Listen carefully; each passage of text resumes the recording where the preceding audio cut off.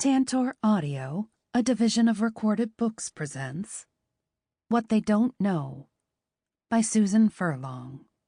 Narrated by Meghan Kelly. Our own evil inclinations are far more dangerous than any external enemies. St. Ambrose. 1. Saturday, October 31st. The pre-dawn light casts a dismal gray through the barn as Detective Lucas Reyes steps inside and squints to gain focus. His gaze landing first on a rusted steel harrow in the corner, its tines like wet dragon teeth, then on the crime scene text placing numbered markers, snapping photos, documenting and bagging evidence. They work silently, as a biting wind slips through the dilapidated siding, spawning a ripple of creaks and pops. Reyes shivers as the ripe odor of fresh blood coats the back of his throat. Until recently, death had just been a component of his job, until it stole into his own family. Now, every death is personal. He shakes off the memories, swallows hard, and moves toward the portable lights illuminating the victim's body. Face down, neck cranked hard to the left, and limbs splayed.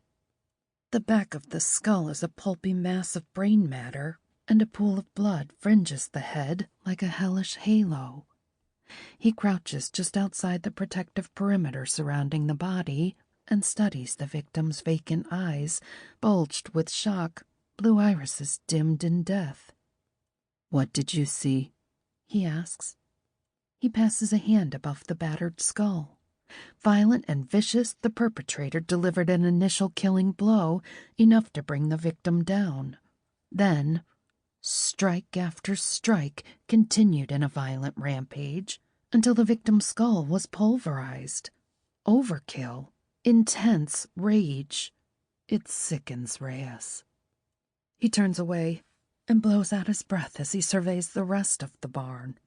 An old tractor fender, a stack of tires, a pile of rotting timbers, several old rusted gas cans, and a coiled towing chain. Everything layered in dust, oxidized, and brittle with age. Nothing looks like it has been disturbed or used recently. No sign of the weapon. Reyes looks upward to the hayloft and to the shadowed beams and rafters that crisscross overhead. An uneasiness shudders through him. Why in this barn? The remnant of farmland swallowed by suburbs? Then he lowers his gaze, and through the gaps in the barn siding, he studies the lights of the nearby neighborhood, homes of doctors and lawyers and CEOs, hard-working, wealthy people with 1.9 children, a Lexus or a Mercedes, golf carts, exotic vacations, and black-tie functions. But Reyes knows that under a carefully purchased veneer often skulks an uncontrolled and lethal passion. He steps back farther, watching as two of the coroner's assistants roll out plastic sheeting next to the victim.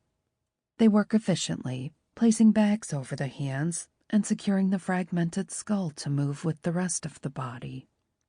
As they roll the victim and start to place the sheet underneath, one of the assistants stops. "We've got something here," he says, pointing to a cell phone wedged under the victim's body. It's as pulverized as the victim's skull.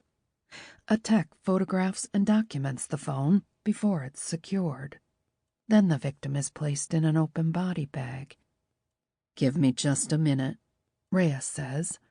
The coroner's assistants exchange a look and then step back, allowing him some room, just as the first rays of sunlight leak through a slit in the siding of the barn and graze over the body. Reyes takes a final look at the victim and makes the same promise he'd made just a few weeks ago to another victim of a brutal death, the body found in a nearby lake. No signs point to similarities in the cases, not yet, but the gut of this 15-year veteran cop clenches. Somehow, they are connected. "I'll bring you justice, I promise." He looks up and nods and darkness swallows the victim's silenced answers as they zip the bag closed. Part 1. The Unraveling.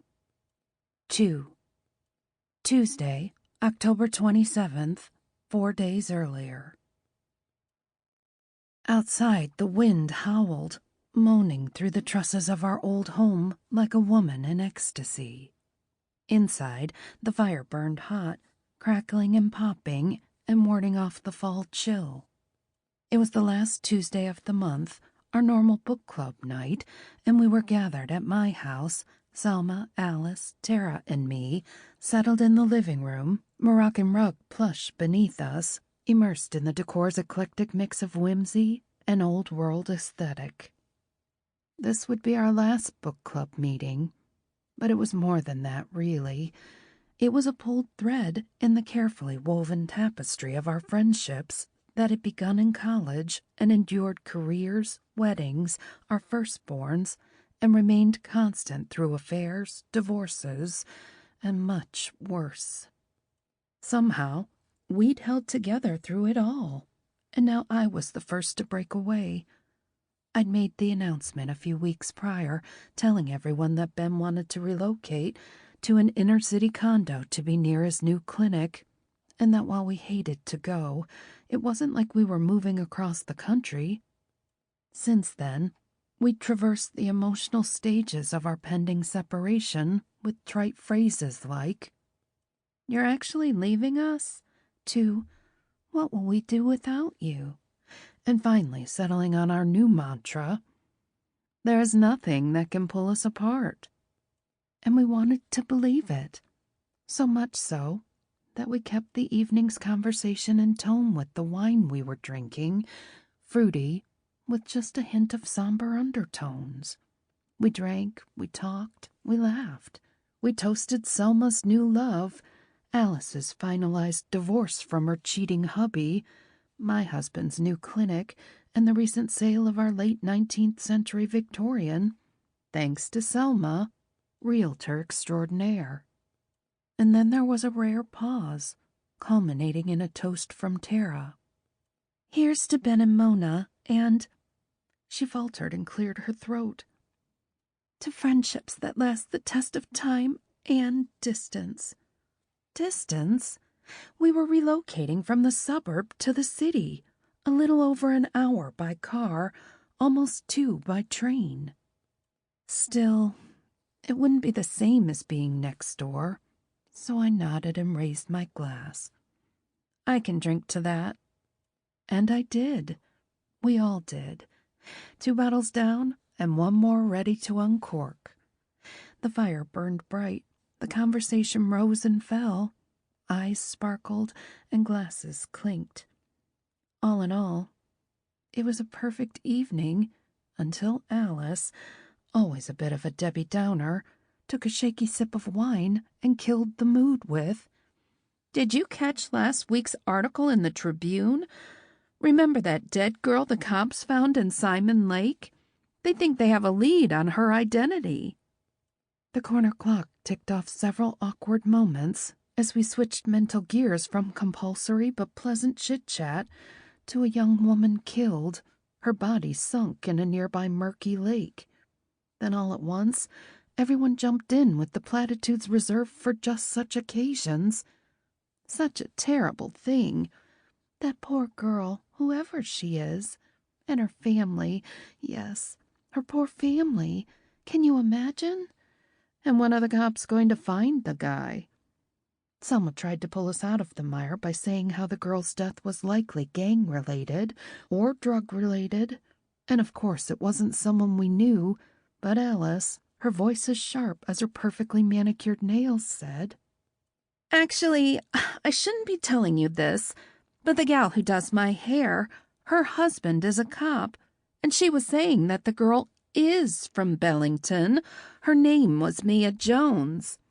Any of you know her?" Tara raised her brows. Selma blinked. "Never heard of her." I tipped back my glass and swallowed the dregs. "She was troubled," Alice went on. In and out of foster homes until she aged out of the system. People lost track of her after that, and, well..." She looked at each of us, emphasizing her insider's knowledge with a dramatic pause.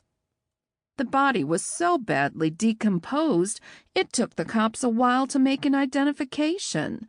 Now they're calling it murder." "That's horrible."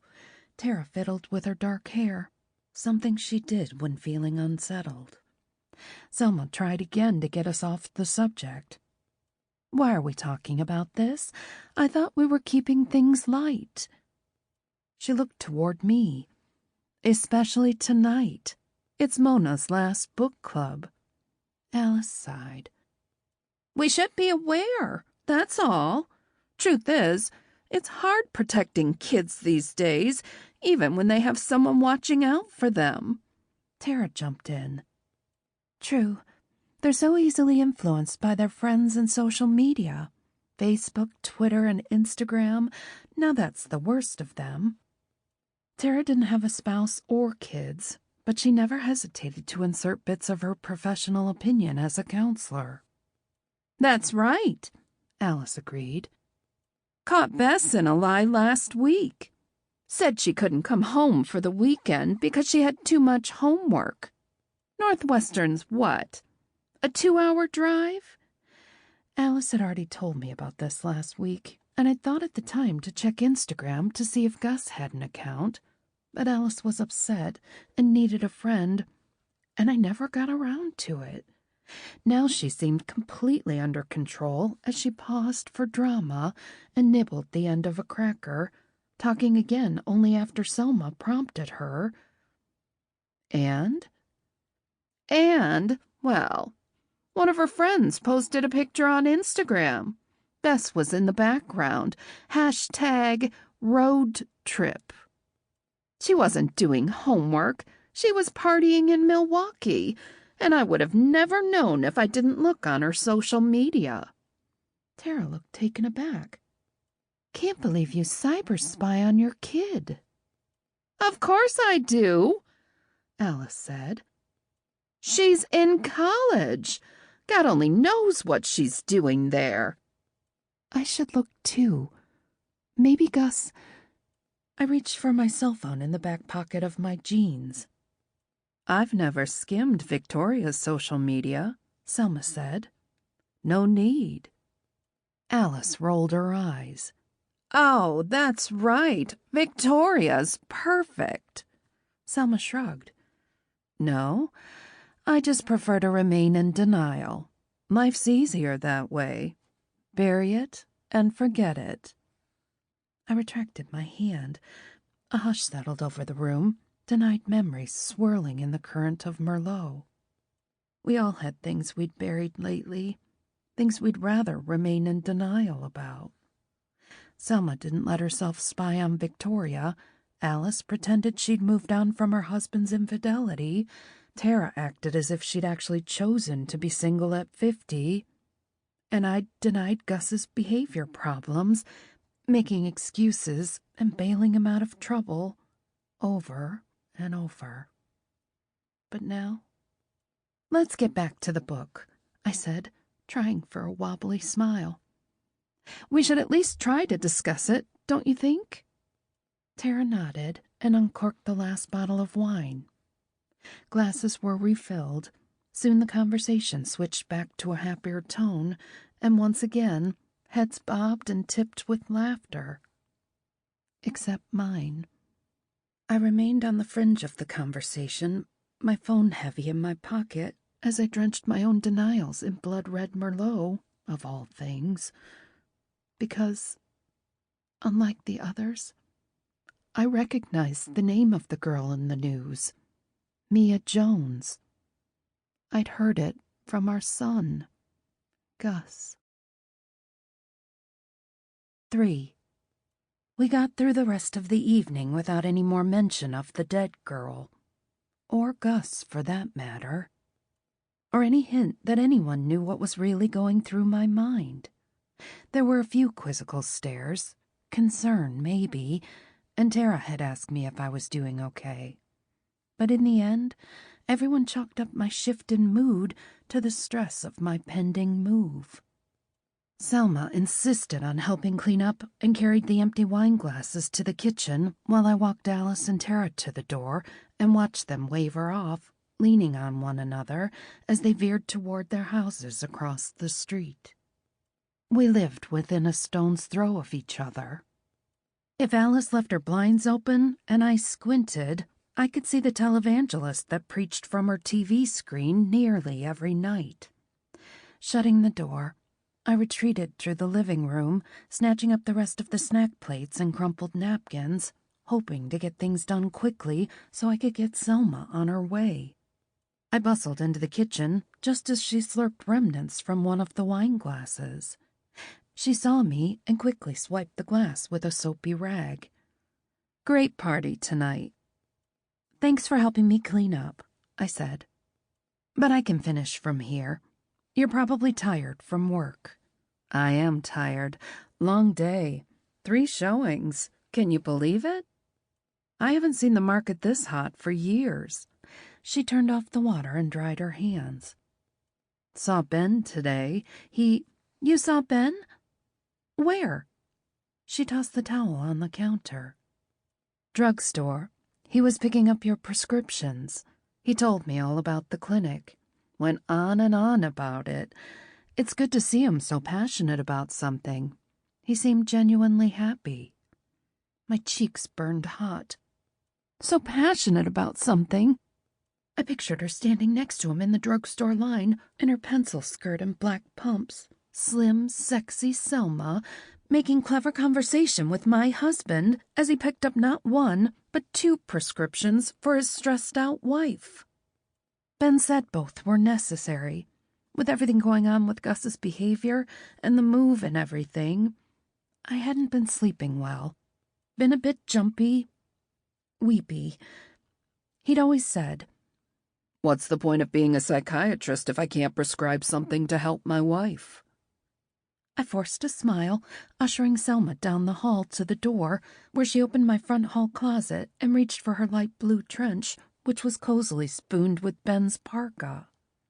She turned my way with a concerned cock to her head, her sculpty shiny bob swinging gently, a dark dew fresh from the best salon in town. Ben mentioned that he was heading out of town for a couple days. "A conference in Seattle. It's not going to be a problem, though. He'll be back for the closing." I reached for the front doorknob. "I was more worried about you.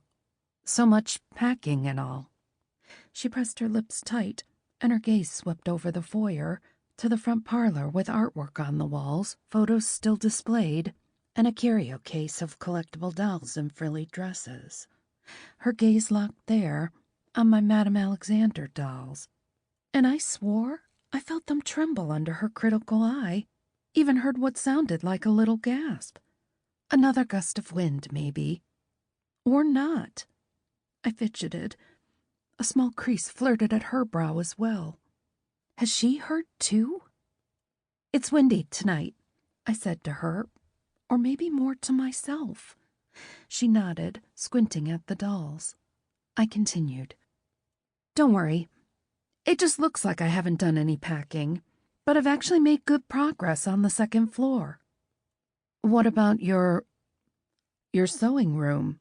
All those—" "Tara's going to help me, starting tomorrow. Ben's suggestion. It'll be wrapped up before the movers get here." I opened the door wide and hung on to my smile.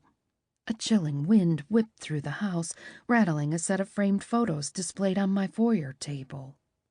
She finally tore her focus from my dolls and stepped outside into the swirling darkness.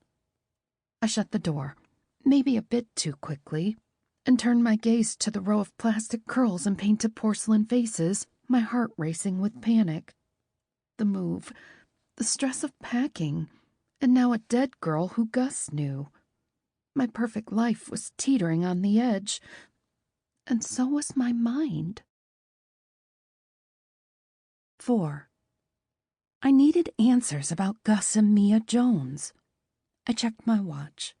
45 minutes before Ben would get home. Not much time to find out what Gus knew about that girl's death.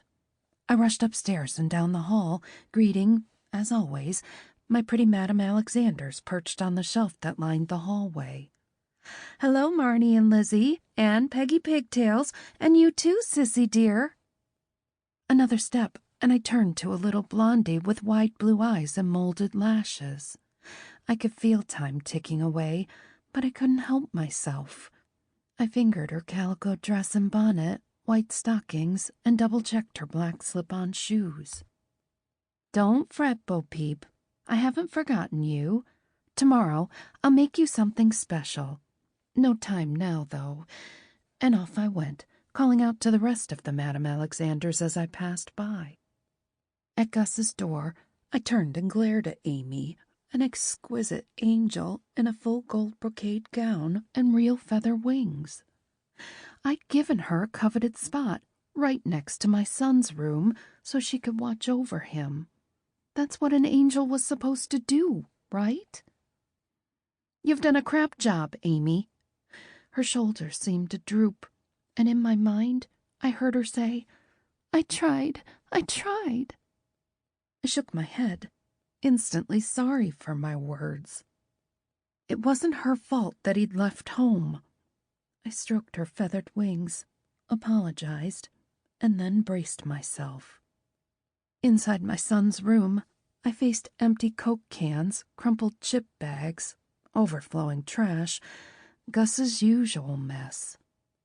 Ben had been after me to do something about it, but this room was so like Gus, and because of that, I loved it, just as I loved Gus, and I dreaded changing it, let alone packing it. But wait, drawers sat opened with clothes falling over the edges, notebooks with pages torn out, boxes tipped over with their contents strewed about. I frowned. Gus left trash about, always had, but he hadn't left it tossed like this. And it wasn't like this yesterday when I'd come in here to pack. I looked back by the door. The packing boxes I'd brought in yesterday sat empty. I recalled bringing them in here, a bottle of wine and a cup as well, just to help me get through this. And then I remember I had slid his laptop out from under the bed, opened it, and I couldn't remember after that.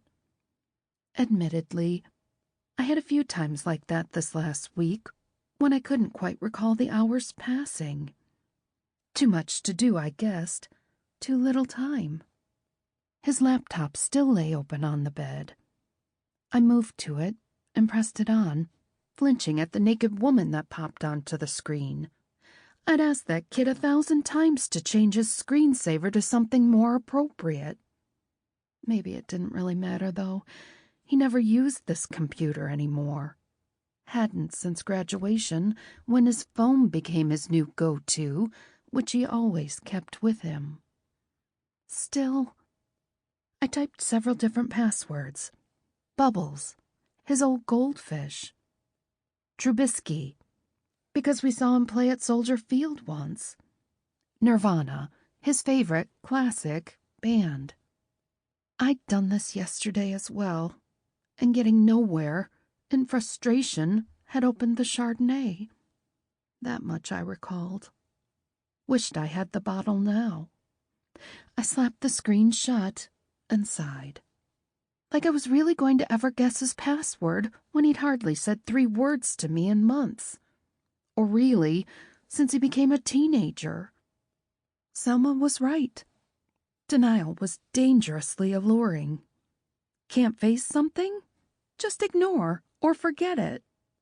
Denial made me look the other way more than once, rather than face the facts about Gus.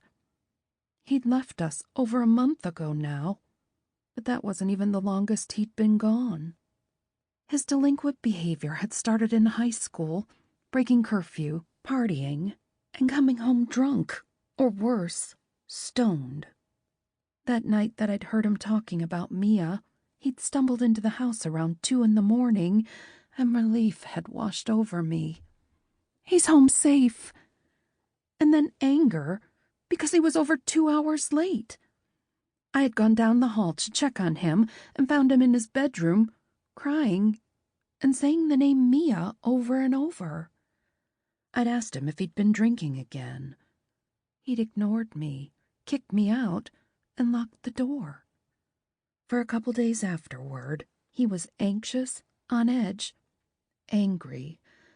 Ben tried to talk to him, but as usual with the two of them, it quickly evolved into yelling, and Gus stormed out. And Ben had let him go, just walked back into his den and left me to watch as my son flung himself into his beat-up Camry and drove away. Ever since, I'd resented Ben for not going after him. But now, the name Mia, Gus's behavior after that night, I didn't want to think it, but I pulled out my phone and texted him with trembling fingers. "Come back home. We're moving soon. Come back." I waited. No reply. What did I really expect? Across the room, I opened his closet and inhaled the stale tobacco odor that clung to his jacket. Whether it was from him or his friends, I couldn't be sure. Not that it mattered.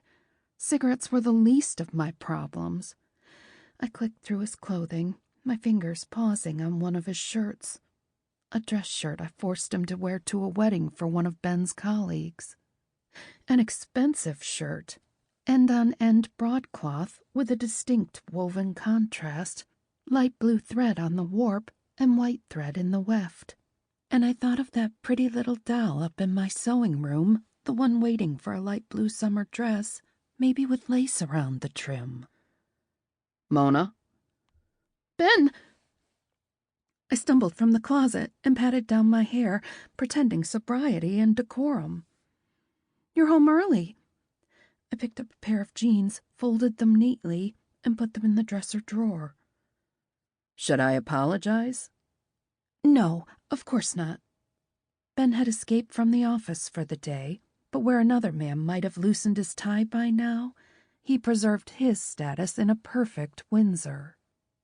His brown eyes seemed sad as they studied me, and not for the first time I noted how much Gus took after him. Same eyes, same long face, same hair that would curl at the end if you let it get too long. Sometimes I wondered if that was why Gus chose to dress sloppily. Big sweatshirts with angry slogans, stained tank tops, ripped pants. To hide the fact that he could pass for his father with not even much of a squint. "I didn't expect to see you up and packing still," Ben said. "Especially not Gus's room." "I'm not packing, really.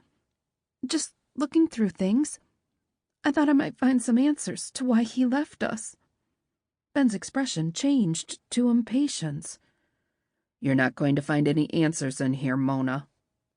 "It's just that after that argument," he cursed, then took a deep breath and spoke calmly. "Please don't start in on that again. We've been over this before. It was an argument, that's all. Why can't you let that drop?" "Because you haven't told me everything. All I heard was you screaming at him. What were you so angry about?" He raked his fingers through his hair, more gray than brown since our troubles with Gus, then patted it back into place and sighed. He'd quit talking about Gus a couple weeks ago, maybe because their argument was too painful, maybe to protect me, or had the eminent child psychiatrist given up on his own son? Tears welled in my eyes, but I refused to look away. "He was so upset when he left, Ben, all because of that argument. And now we're moving without him." "Please try to understand, Mona." He reached out, pulled me against his shirt. Blue, my favorite color on him, but my muscles tensed. Instead of feeling comforted by his touch, I felt my brain finally registered the emotion. Repulsed. His grip tightened as if sensing my reaction. "I was frustrated, that's all. You get that, right? Everything that we'd worked for over the years, The private schools, the tutors, all that wasted potential. No ambition, just part. Sample complete. Ready to continue?